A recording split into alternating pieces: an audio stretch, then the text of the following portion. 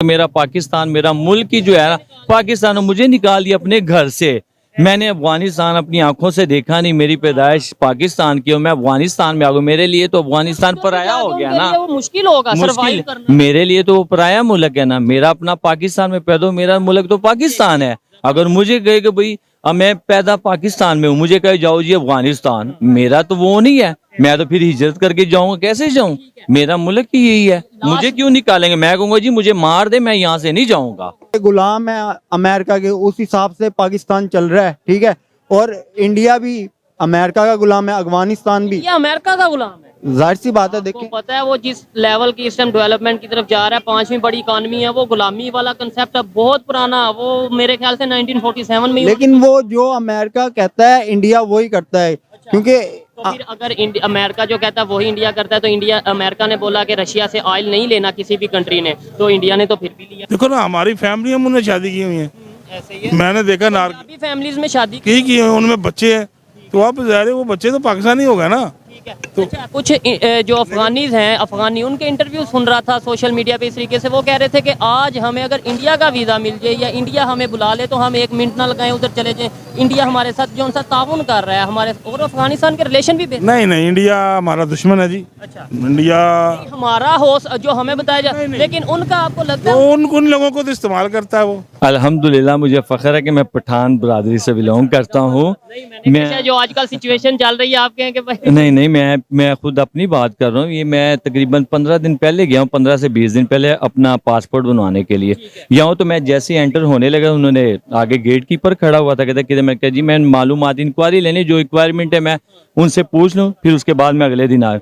उन्होंने कहा जी मैं आपको बताता हूँ, यानी गेट कीपर। उसने कहा अपना कार्ड देखो, उस पर ऊपर लिखा हुआ था खान। उसने कहा नहीं भैया आप जाएं, आपका नहीं बनना।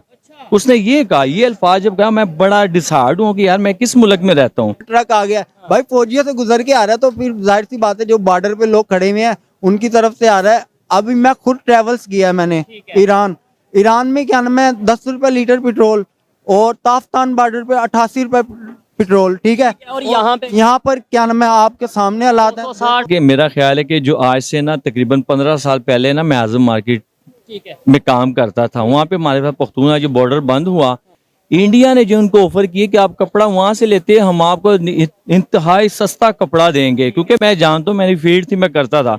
वो वहां से जाते उनको प्रोटोकॉल देते थे, बड़ा जबरदस्त, हर चीज उनकी ऑनर करते थे। इंडिया ने उन्हें हेल्प की, जब यहाँ पे हेल्प की, आप पठान हो यहाँ से निकल जाओ, तो उसके बाद फिर मैं या खुद को गोली मारूंगा या फिर मैं ज़ाहिर को गलत अपने लिए। हमारा अफगानिस्तान है, यहाँ से इस्लाम शुरू हुआ। अच्छा, आपको पूरी हिस्ट्री मैं बताता हूँ।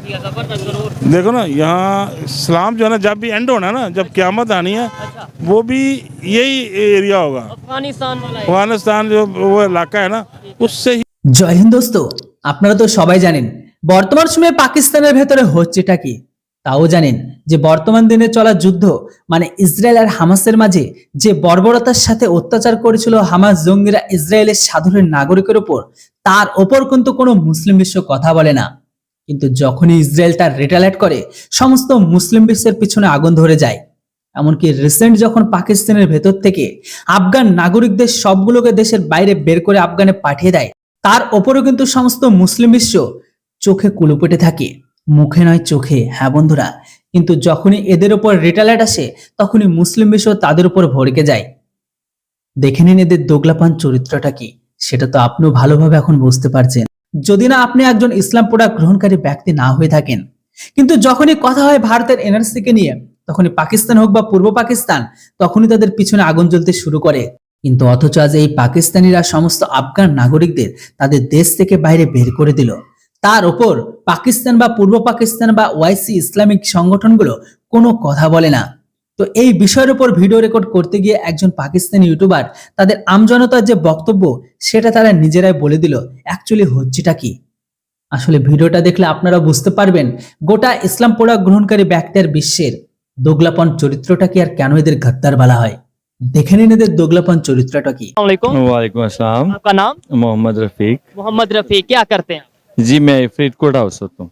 क्या कहते हैं? फरीदकोट हाउस। ठीक हो गया। जिस टॉपिक पे वीडियो रिकॉर्ड कर रहे हैं, अभी पाकिस्तान गवर्नमेंट की तरफ से ये बोला गया है कि भाई अफगानिस्तान के जितने भी लोग हैं जो यहाँ पे माइग्रेट करके आए थे, जब वहाँ पे जंग का माहौल था वो वापस चले जाएं, खासतौर पे जो इलीगल हैं इसके ऊपर हम बात कर रहे हैं। और बड़ी बात जो मेरा वीडियो रिकॉर्ड करने का मकसद है कि वैसे हम कहते हैं कि हमें दुनिया के हर कोने के मुसलमानों की फिक्र है, मुसलमान हमारे भाई हैं, मुस्लिम उम्मा, तो ये अफगानिस्तान के जो लोग यहाँ पे आए थे वो भी मुसलमान हैं, तो क्या उनके साथ हमारी हमदर्दियाँ, क्या कहना चाहेंगे आप?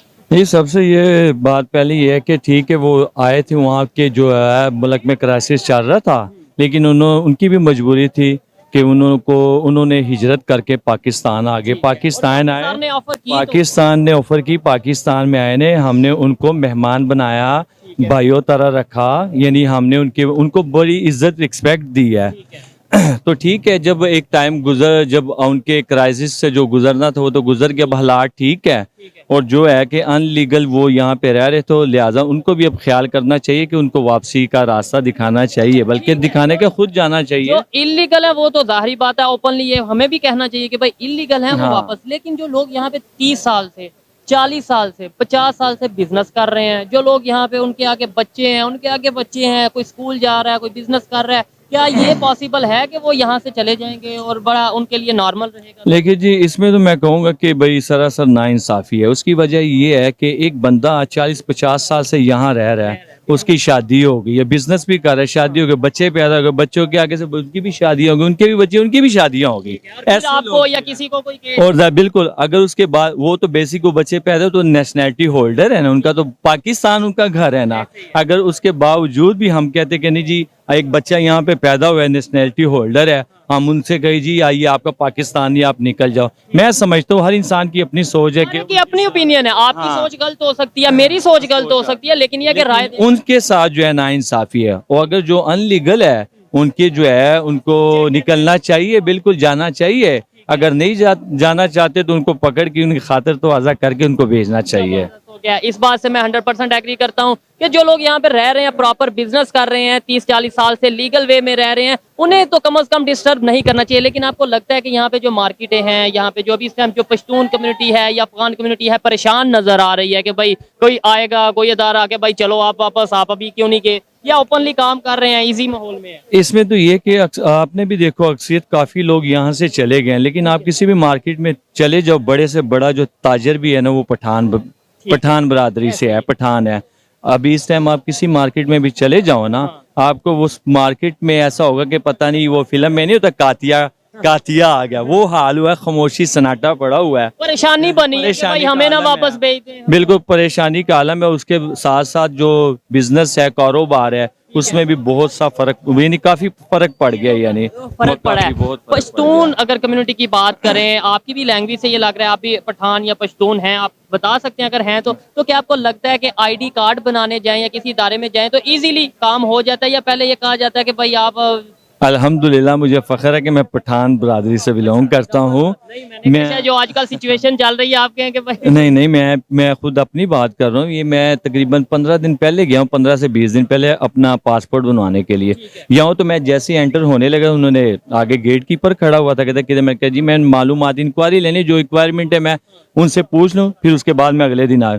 उन्होंने कहा जी मैं आपको बताता हूँ, यानी गेट कीपर, उसने कहा अपना कार्ड देखो, उस पर लिखा हुआ था खान। उसने कहा नहीं भैया आप जाएं, आपका नहीं बनना। उसने ये कहा, ये अल्फाज जब कहा, मैं बड़ा डिसहार्ड हूँ कि यार मैं किस मुल्क में रहता हूँ।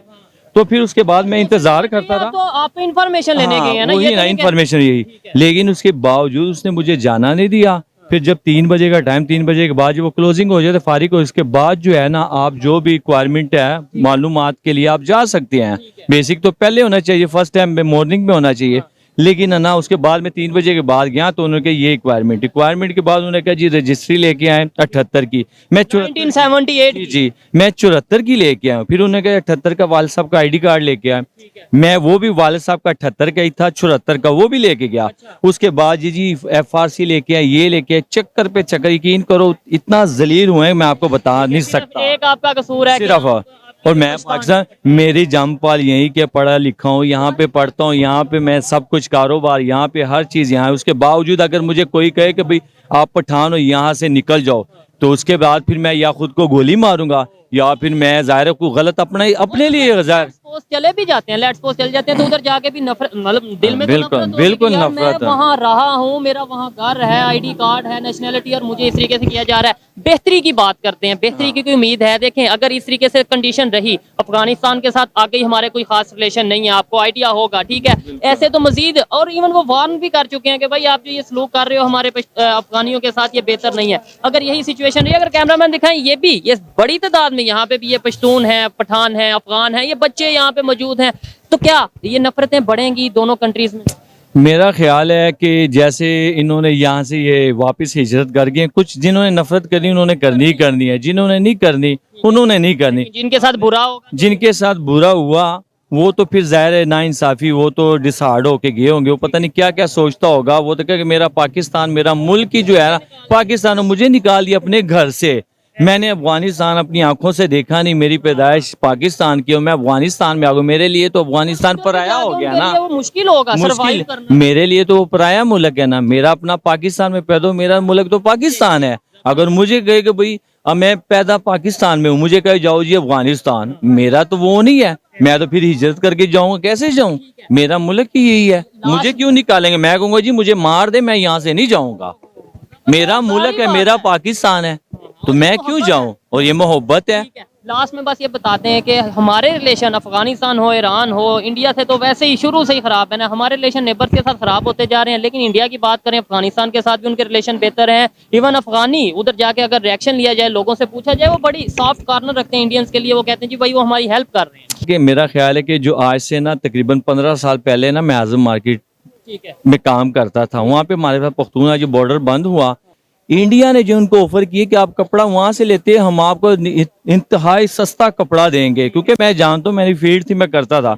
वो वहां से जाते उनको प्रोटोकॉल देते थे, बड़ा जबरदस्त हर चीज उनकी ऑनर करते थे, इंडिया ने उन्हें हेल्प की जब यहाँ पे हेल्प की। लेकिन जब दो पार्टियों में क्राइसिस चल रहा हो ना, तीसरा फायदा उठाता ही है ना। गलती नहीं है मेरे ख्याल से, क्योंकि गलती नहीं देखिए है। लेट्स सपोज मेरा और आपका बिजनेस चल रहा है, मेरा चल और रहा है। हमारे आपस में इख्तिलाफ होंगे, थर्ड पार्टी आके कहेगी मेरे साथ हाँ business बिल्कुल, करो। लेकिन हमें चाहिए कि हमारे अफगानिस्तान के साथ हैं, हम बरादराना भाई हैं, हमें चाहिए कि उनके साथ रिलेशन अच्छे करें। ठीक हो गया। दुश्मनी वैसे भी खत्म करनी चाहिए, चाहे अफगानिस्तान हो, ईरान हो, इंडिया हो, या दुनिया का कोई भी कंट्री हो। इंसानियत को प्रमोट करना चाहिए, रिलेशन अच्छे करने चाहिए। अच्छा लगा भाई आपसे बात करके, बहुत शुक्रिया आपके टाइम का। आइए मजीद किसी से बात